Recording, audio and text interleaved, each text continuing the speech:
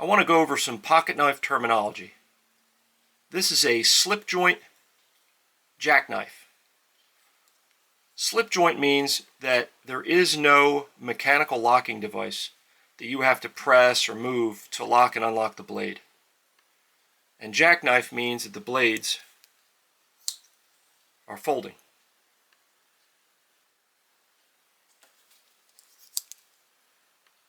This is called a clip point blade.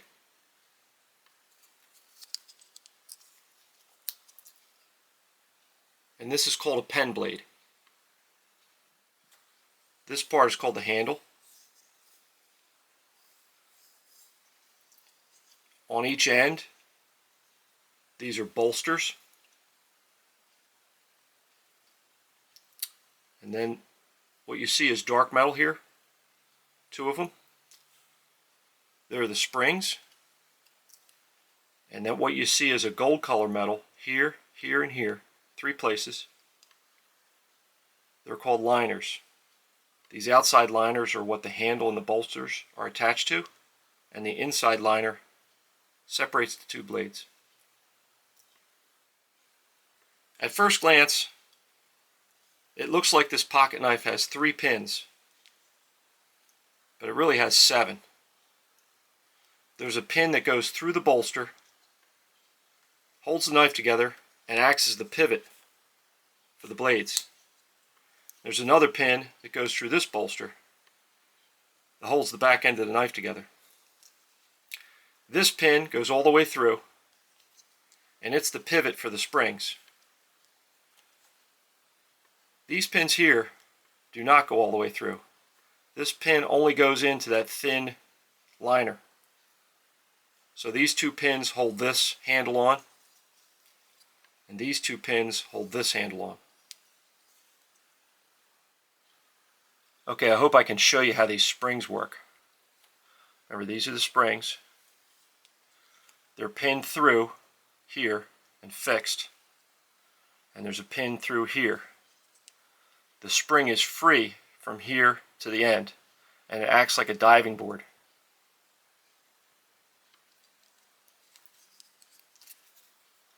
This part of the blade is called the tang. And this tang has a precision step cut in it.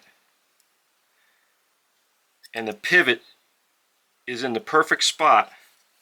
So when you open the knife, watch as I open the knife. As I open the knife, watch the spring. Can you see that? Can you see the spring lift? As I'm opening the blade, see how that spring is lifting? The end of that tang is shaped so that when it goes around that pivot, it pushes the spring. I hope you can see that. Then when you have the blade all the way out, that spring is going to drop into that step on the tang. Watch. Hopefully you heard that snap in there. Let's do it again. See how the spring's lifted up? Now watch. That spring dropped into the notch on the tang. And that serves as a lock. The blade's not going to fall, move on its own. You have to force the blade back closed, lifting that spring. See the spring lift? There you go. When you lift the blade, and then when you drop it back in inside the handles, it snaps again. So the blades won't, fall open on you when it's in your pocket. That's how a slip joint pocket knife works. This slip joint pocket knife has a half open detent. So the end of this blade is shaped so that it lifts the spring, just like I showed you before, but when it gets half open, it locks the blade there also. That's locked in position. And then you have to lift the blade some more to get it to lock fully open. When you close the blade, it locks into that position and then locks closed. When I'm shopping for a pocket knife at the flea market, the first thing I do is open up the main blade and try to read the markings on the tang there. I'm looking for USA. What I don't want to see is Pakistan or China. I prefer high carbon steel blades as opposed to stainless steel. So seeing that this blade is stained and showing some signs of rust is actually a good thing for me. Then I know it is high carbon steel. What I don't want to see is, say, half inch of the tip missing, or it being way over sharpened. And this blade is intact, and I don't know that it's ever been sharpened by the user. I think the small blade is the same way. You see the staining in the rust? That's okay with me. It doesn't look like it's been over sharpened, and it looks like the original point. So far, so good. I guess the last thing I look at is just the overall condition. Are the handles tight? Is there big chunks missing out of the handles? Are all the bolsters present? Is this little badge attached? Sometimes the pocket knives will have a hole drilled on this end for a lanyard ring. Many times that ring is missing. I basically just have to decide what I want to have to try to fix and what I don't want to deal with. So after having checked this knife out, I asked the vendor what she was asking for it. She told me $5. And that sounded good to me. I like to clean out inside the handle first. I think you can see it's rusty in there. There is often pocket lint and other debris. I took a popsicle stick and I made it thinner, and I put like a little hook on it. See that? That way it fits between the liners. And see if there's any debris in here worth scooping out. I don't think there is.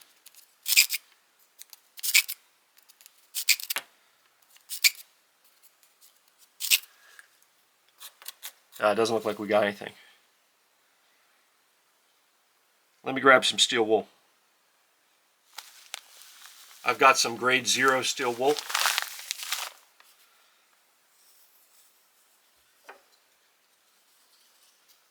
I'm going to use my popsicle stick tool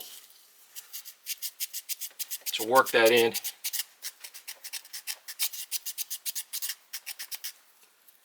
Between the liners.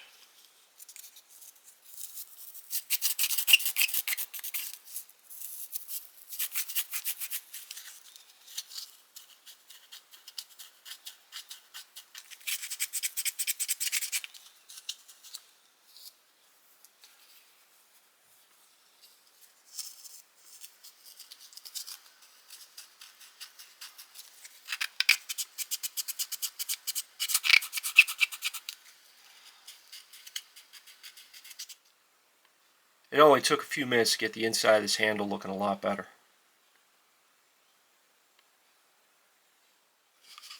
I'm going to rinse it off with WD-40.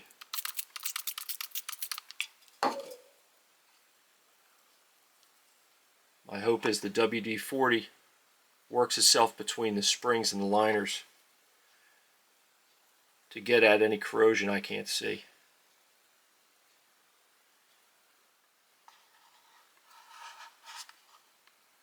Yeah, see, it looks like the WD-40 is rinsing out some gunk there, huh? Good. I've got a piece of paper towel. I'm using that same popsicle stick. I'm just going to run this through those channels.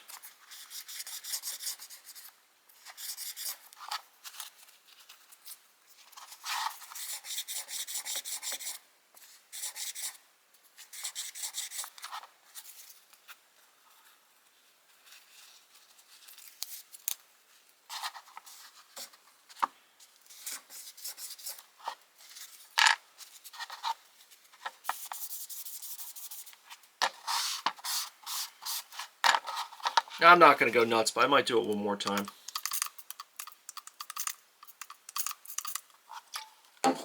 Just let that WD-40 soak through. Okay, let's see if any more patina oozed out. Yeah, we got a little more.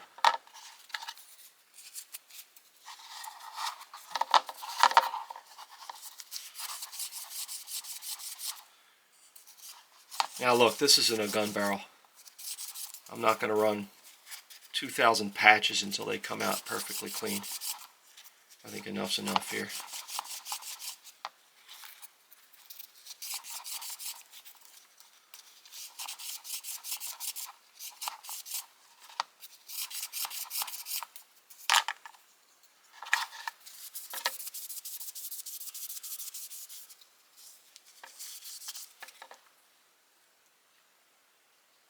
Looking good.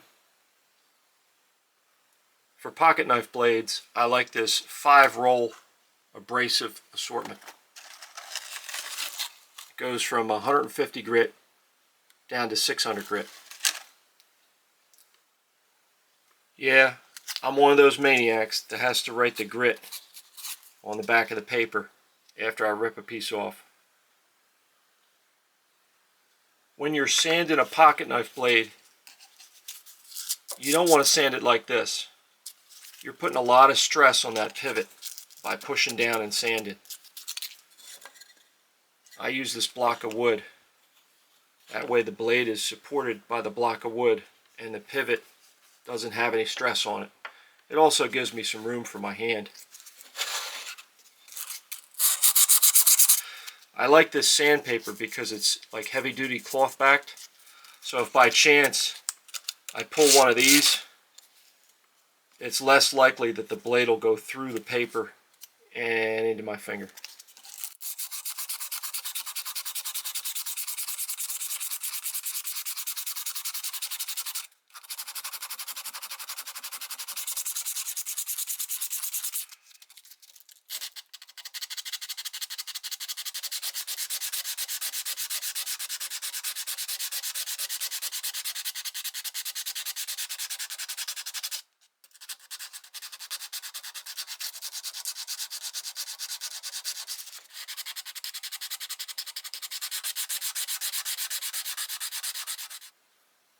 Here's what the blade looked like when I started.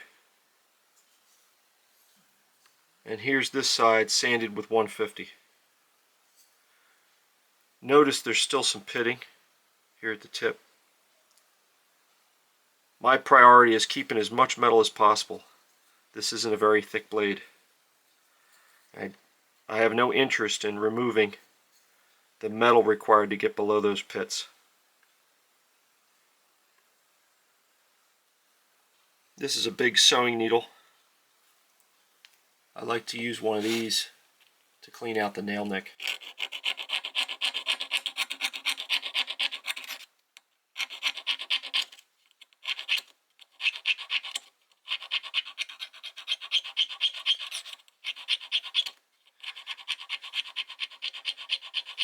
You can kind of tell why I'm doing this before I sand the blade, because I've skipped across the blade now like 2 or 3 times. That would really aggravate me had I already sanded this blade.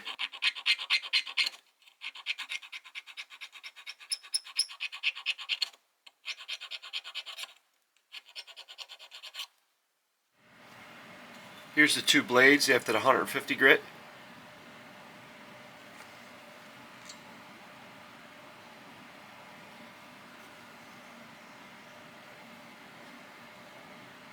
Now I'm just going to get comfortable, put some music on, and sand through the rest of the grits.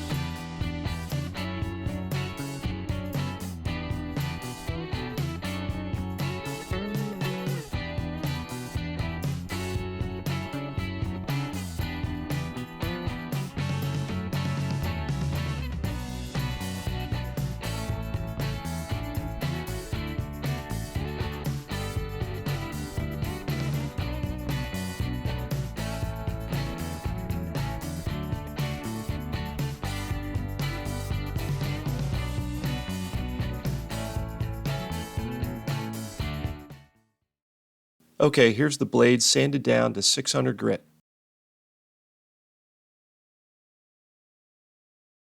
As I mentioned before, I'd rather retain as much metal as possible on the blades, rather than chase the bottom of the pits. The bolsters on this old-timer are nickel silver, which is an alloy of copper, nickel, and zinc. Nickel silver is softer than steel, and these bolsters are in decent shape, so I'm just going to go over them with 600 grit.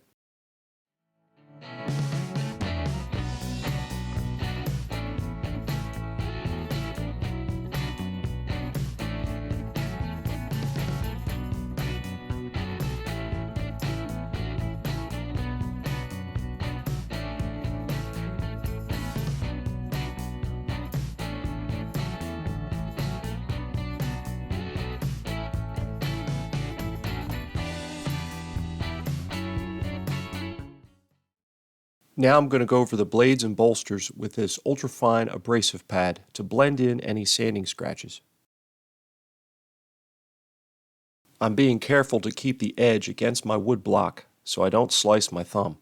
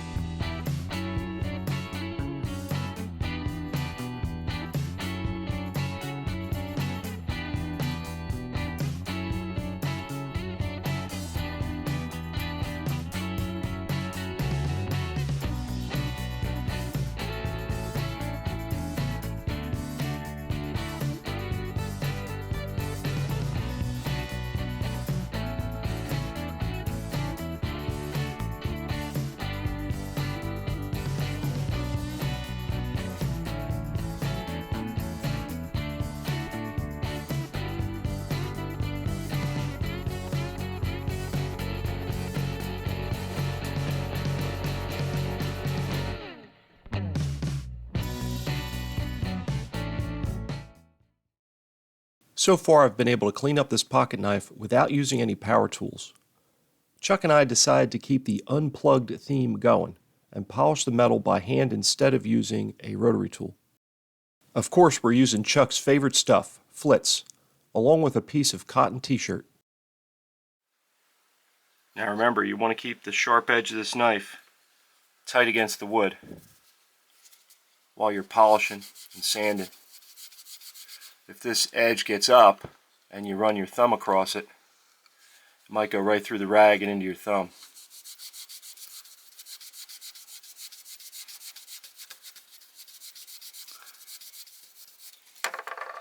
You know the flits is working because your rag will turn black. Chuck's favorite part of every job is polishing.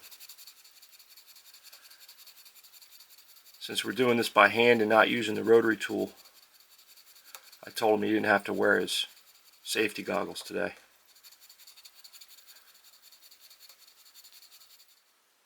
These nickel silver bolsters usually polish up nice.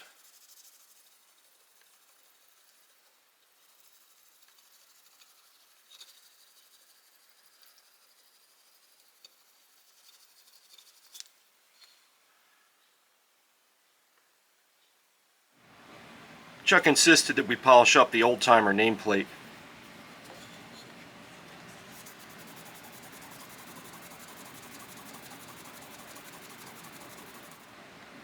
How's that look, Chuck? When you're done polishing with flits, your rag is going to look like that. I like to take a clean rag and buff off any residue that's left on the metal.